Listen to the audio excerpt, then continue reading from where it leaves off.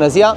Sunt Tiorean Vasile de la Izgo Autolote Cluj. Începând de anul acesta am adus un nou brand în România, brandul Elnach.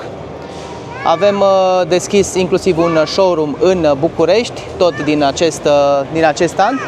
Și ca noutăți, zicem noi, cele mai importante și pentru noi și sper și pentru clienții din România, este acest parteneriat cu BT Leasing. BT Leasing, prin acest parteneriat, reușim să oferim o dobândă fixă persoanelor juridice de 2,9%.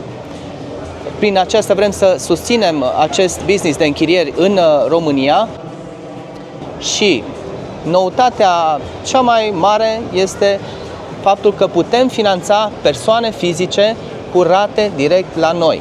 Da? Pe 5 ani de zile aceste mașini le putem finanța cu rate lunare și o dobândă fixă direct la noi. Vă așteptăm să ne vizitați în showroom-urile noastre din Cluj și București.